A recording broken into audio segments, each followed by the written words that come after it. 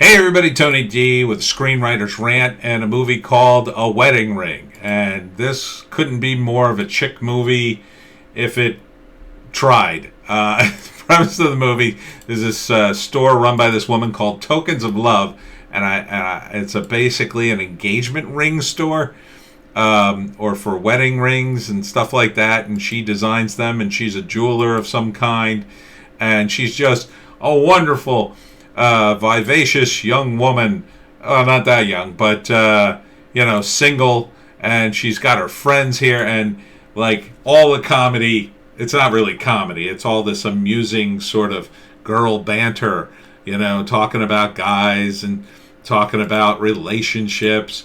And so she has to go to a party, of course, and they're talking, oh, you're going to bring a date, and then the one that got away comes back into her life, like some guy who was like her boyfriend when she was like 13 or something, and now he's handsome and he's rich and he's successful, but he's in Chicago and she's not in Chicago. I'm not sure where she is, but she's far away, and so they go out and they say aha amusing things. Oh, I grew into my ears, ha ha ha ha ha.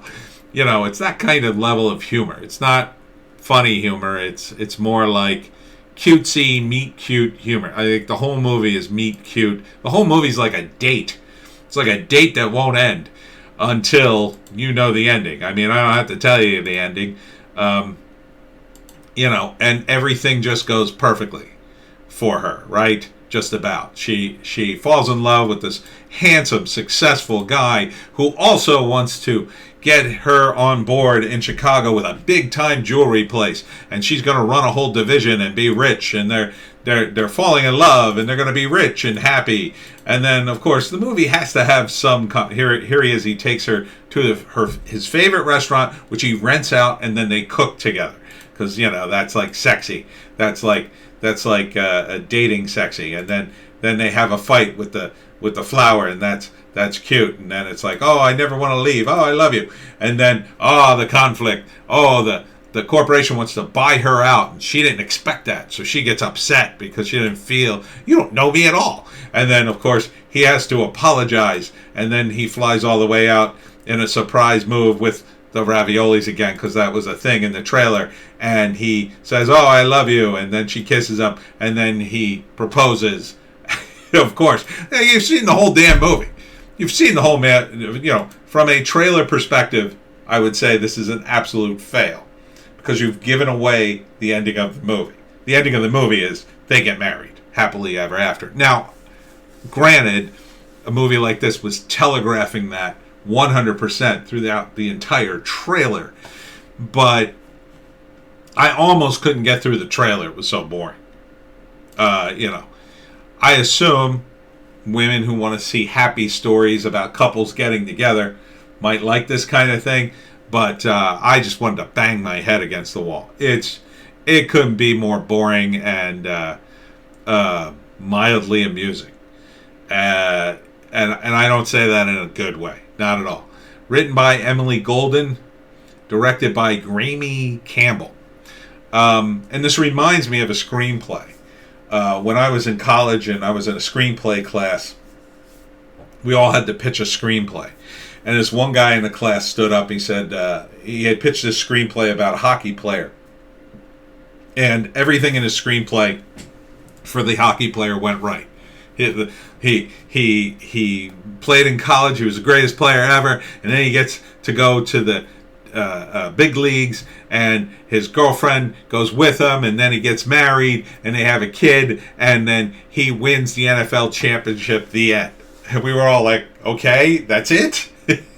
There's no conflict. There's a tiny bit of conflict in this, in that the corporation wants to buy her out, but like, it's almost nothing. It's like, well, you could either be really rich, or you could be mildly comfortable and in love. Like, it's almost like a non-choice. It's almost like, well, you could have chocolate milkshake or chocolate and vanilla milkshake. And she's just like, oh, I didn't expect you to offer me chocolate and vanilla. And she walks out.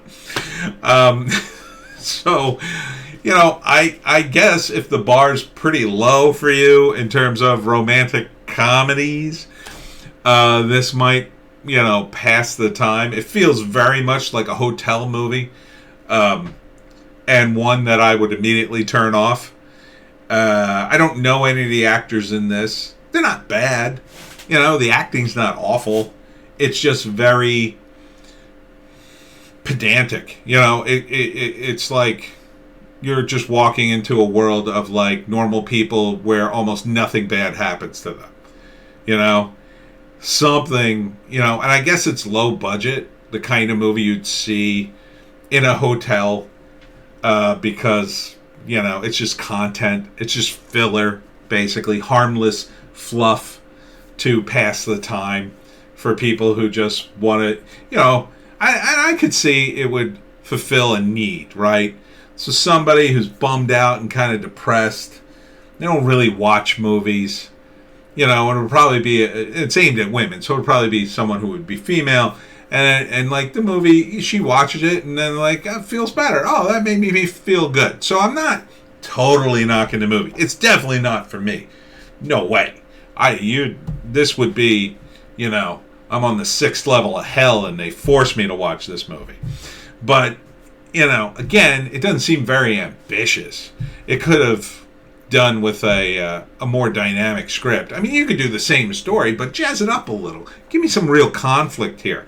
Not like, oh no, she could be very rich, and that was surprising. Like, because I've written stuff like this, and I try to make it at least fun for me. I can only go so far, but at least kind of make it interesting and surprising. But this, I mean, I guess in the end, I'm not surprised they put the ending in, because it couldn't end any other way, the way it was set up. So, A Wedding Ring. If you want to see a movie, that probably won't surprise you.